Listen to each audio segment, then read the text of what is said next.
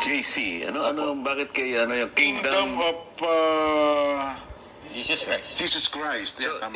isang denomination ito, isang sekta ng relihiyon ito, hindi ba? Yes po.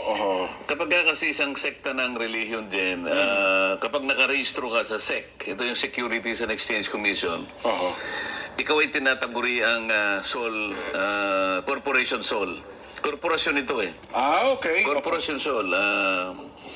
Kagaya lahat ng mga sekta ng relihiyon, Corporation Sol eh. Yun pala yun. Ngayon, ang hinahanap nila ay isang tao Opo. na dating siyang namumuno nito, ngunit parang na-turn over na sa isang kapwa niya opisyal.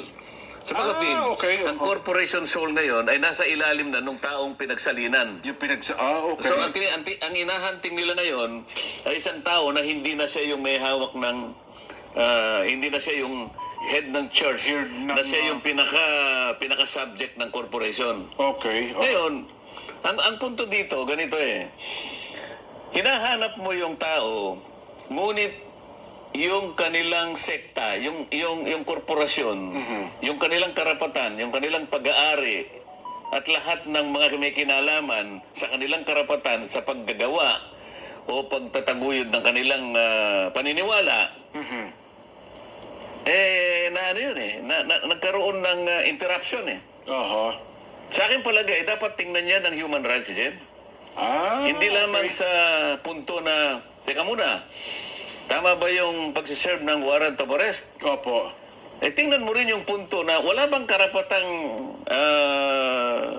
na-violate? Wala bang karapatan na nalabag? Yung mga ginagawa nila dati, baka hindi na nila Pananampalataya nila ito dyan eh. Corporation Soul ito dyan eh. Ngayon, dapat makita yun. Dahil yun ay isang bagay na pinuproteksyonan ng batas dyan. Ayun. Well, tingnan natin ko. Kasi kung alam mo, nakapondo sila dyan. Paano yung pagsasagawa nung kanilang... tayo naman, kanya-kanyang paniwala tayo dyan eh. Opo. Kung paano nila ginaganap yung kanilang paniniwala o pagsasakatuparan ng kanilang paniniwala, pagpapahayag ng kanilang paniniwala, dyan, kanila yun eh. Ngunit kapag nandun yung mga pulis, wala bang nalalabag dyan? Paano yung paniniwala nila? Paano yung pagsasagawa ng kanilang mga bagay-bagay na may kinalaman sa kanilang sekta? Mukhang yun po yung naging subject ng cease and desist order na pinalabas ng Davao Regional Trial Court. Kaya pinaalis po yata yung mga barikada. Nandiyan, nakikita ko pa Hindi rin pa, maalis. Sila, pero hindi. Nagkakaroon ng inhibition ngayon. Nagkakaroon ng interruption. Isang bagay na dapat makita yan. Palagay ko sa tamang panahon, siguro baka siya sa atin din yan dyan. Pero ngayon pa lang, sinasabi natin, sa aking palagay, merong paglabag kung pag-uusapan ay yung ginagawa at yung karapatan ng corporation, ng Corporation Soul. Yung sekta nila na hindi na nila nagagawa kung ano man yung may kaugnayan sa kanilang paniniwala. Ayun.